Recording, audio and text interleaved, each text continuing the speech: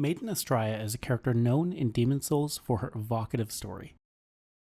The player in this game seeks to end the scourge of demons by luring the Old One, the progenitor demon, into slumber. To do this, the Old One needs to sense the hunger for souls that marks an archdemon in the player and call to them.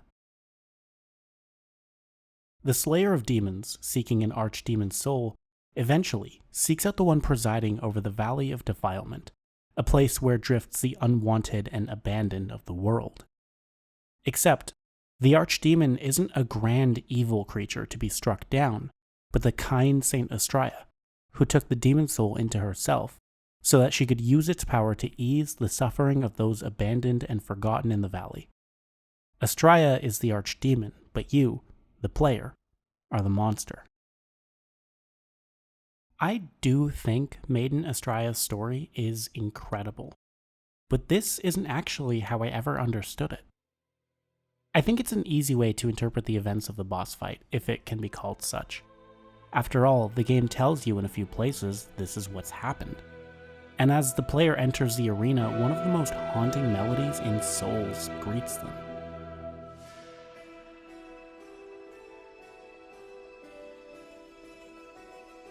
Several dreglings stand in worshipping poses, and the player can kill them if they wish. They don't fight back. Maiden Astrea doesn't fight you either.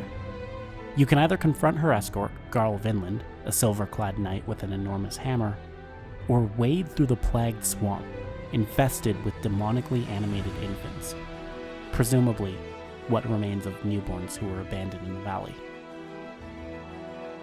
Astrea herself sits at the center of the swamp, indifferent to the muck and blood sullying her white robes.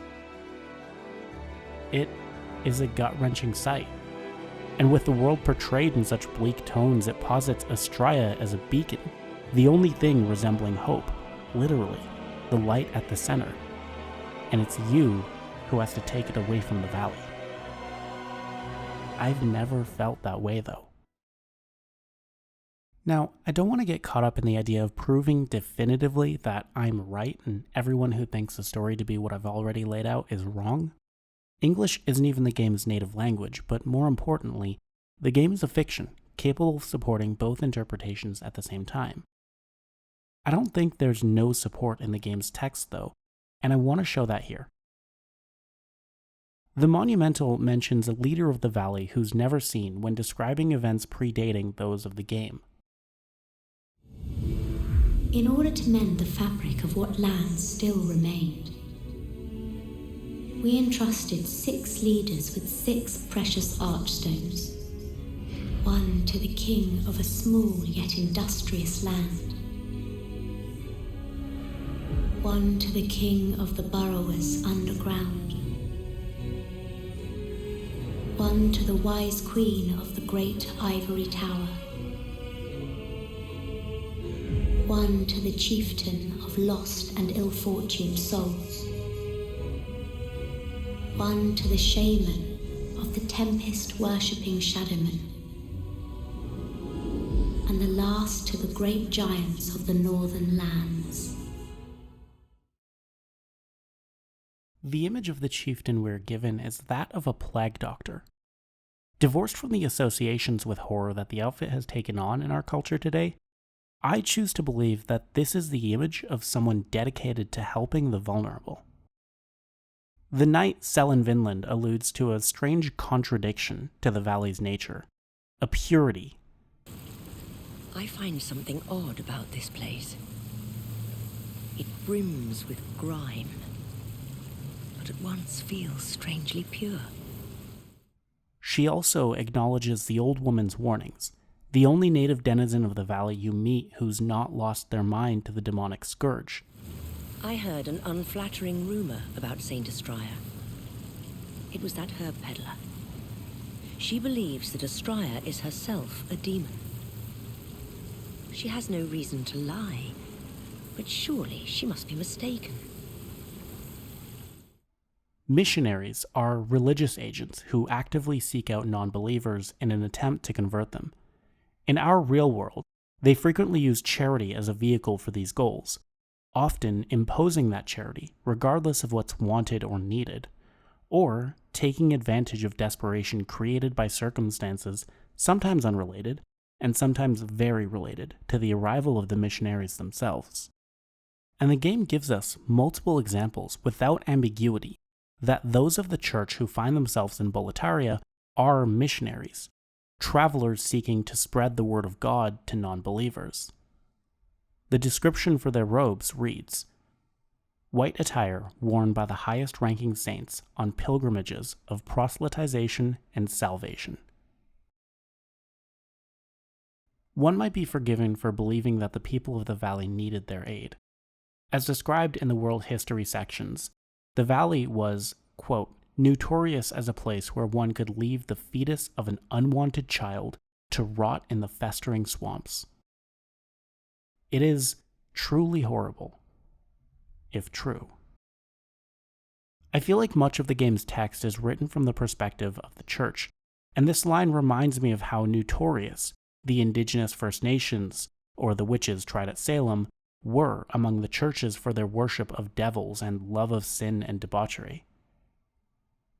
The demon souls do have the power to transform myth to reality, as the world description for the Shrine of Storms tells us. The Shrine of Storms was an isolated land where pagans would go to worship the god of storms, and where legends of fallen heroes were mourned.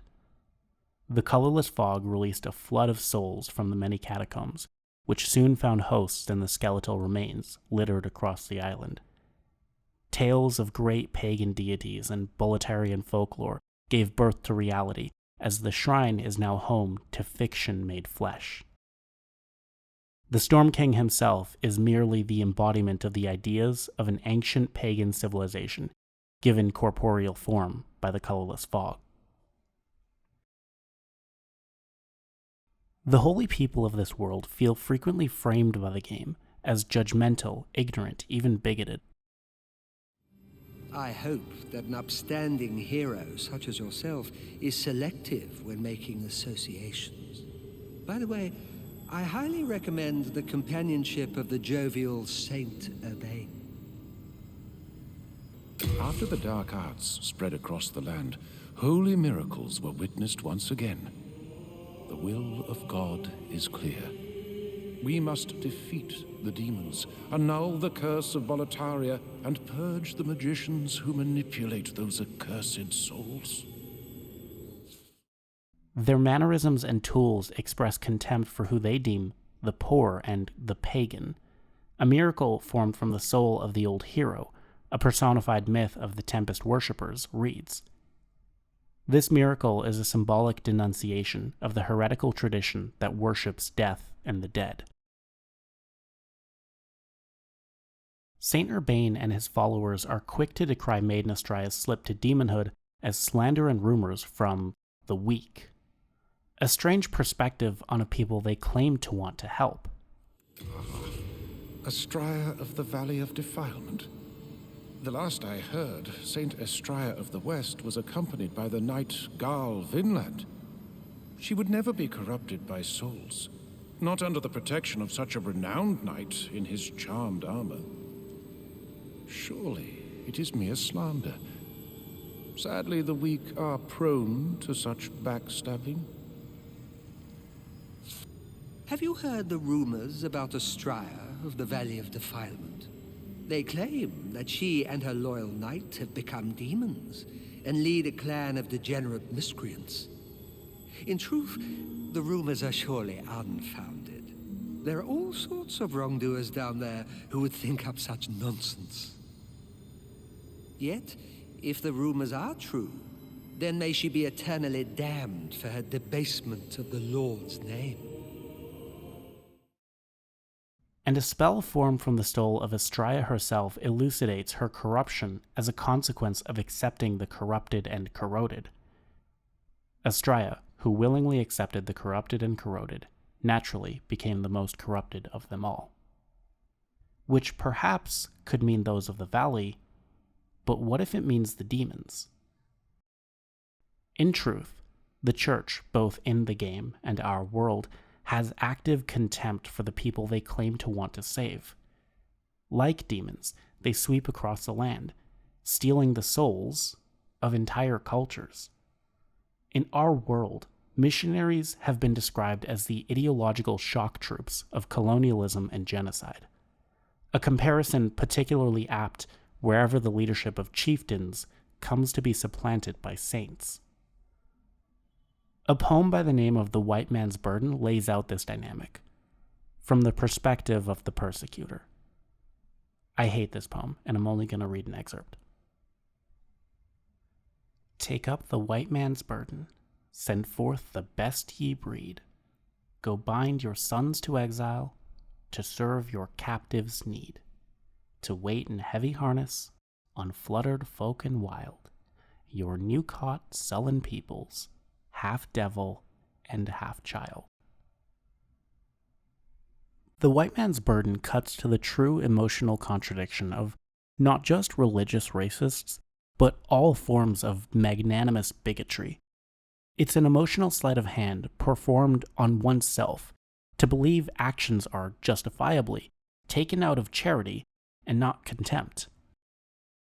But to bring this back to the world of demon souls and Boletaria, I don't think that the subjugation of the First Nations, Salem witch trials, the Atlantic slave trade, or the White Man's Burden exist in this world, though apparently the Virgin Mary does.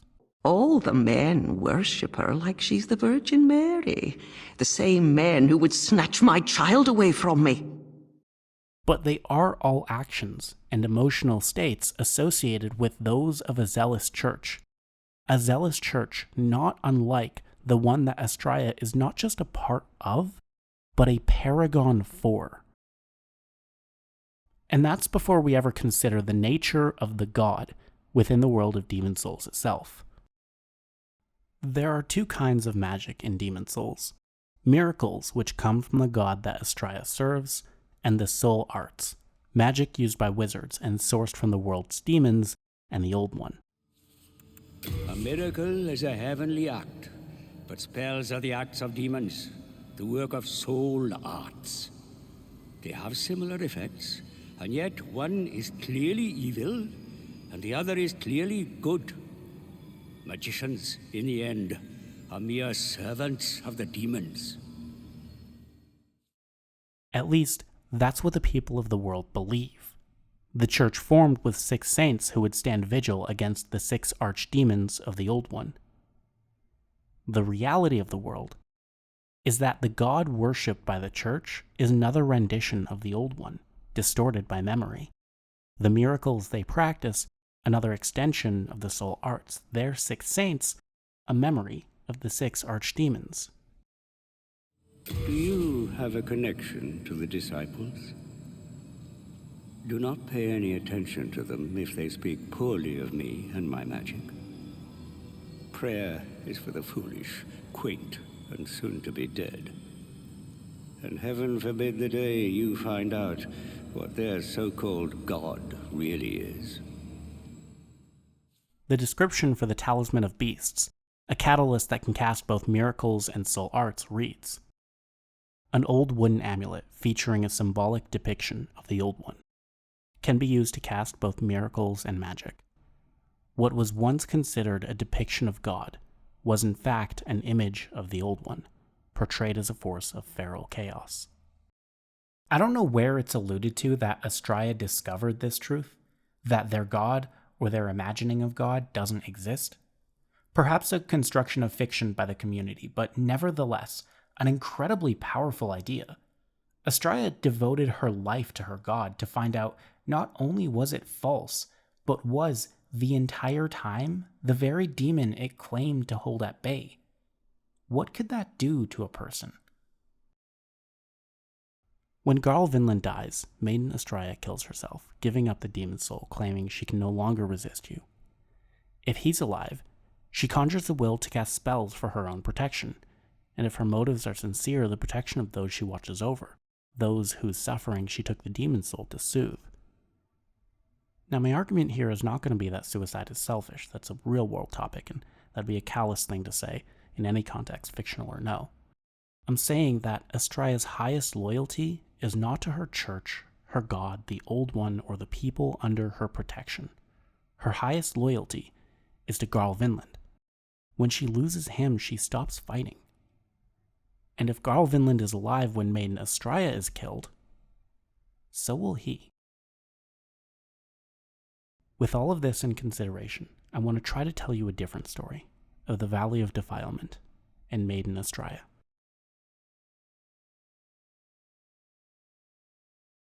The Valley, a place of exiles and those cast out by society. The disabled, the sick, those of different skin or mind or language, religious heretics, deserters, and people, perhaps justly or perhaps not, deemed criminal. Far from being a place of misery, filth, and violence, the people of the valley carve out hard but ultimately fulfilling lives together. To live here is to make a life among those who understand you better than anyone without pretense, where concepts like kings or gods fall away. A place to belong. Such understandings only arise from the inside, however, and beyond, fear and hatred give rise to a different name, a venomous insult. The Valley of Defilement. The people of the valley weather a silent warfare from the rest of the world, vicious rumors that dissuade strangers from them or spur them into acts of sudden violence, direct or otherwise, such as a pollution of their homes and waters with discarded cadavers. To those outside, the people of the valley are seen as both wayward fanatics and pests to be exterminated long before the scourge of demons. And who better to divine who can be saved and who must be excised than the holiest of them? The sixth Saint Astrea descends upon the valley, offering her charity and her faith, regardless of whether it's wanted. And it isn't. The people of the valley see it for what it is, an attempt to absorb them into the same suffocating faith that keeps Astrea separate and bound, away from the person she most wants to be close to. They want no part of it, and they don't need anything she offers. Maybe they even see in her someone who needs them. In their own clumsy way, they might offer her a place among them, where she and Garl can simply live humble lives, not as the sixth saint or a knight of Vinland. This offer would be lost on Astrea, though. She sees only indifference and hostility, a lost people who can't possibly know what's good for them. And so comes the demon scourge. Unlike the kingdom of Boletaria, the people of the valley are no strangers to loss and death, and they persist. Whether by raising arms or quiet contentment, they intend to face their end together. But to Astrea, the demons herald something very different. The revelation that her god was nothing more than a distortion of the old one, that her life, spent in service and supplication, was wasted, praying to the very creature responsible for the demons. No one understands what it is to be forsaken, like those of the valley. But Astrea has rejected them, and with no one to turn to, this breaks her. But a lifetime of seeking meaning in higher powers can't be undone so simply. And Astrea still can't bring herself to see the strange people of the valley on their own terms. Her god may be false, but without it, she still views them as desperate, forsaken dregs in need of salvation, lest they merely helplessly await their own death. Abandonment is not what the people of the valley fear, of course, only Astrea. Unable to admit that to herself, she turns again to the only thing that resembles God in this world, the Old One and the demon's soul.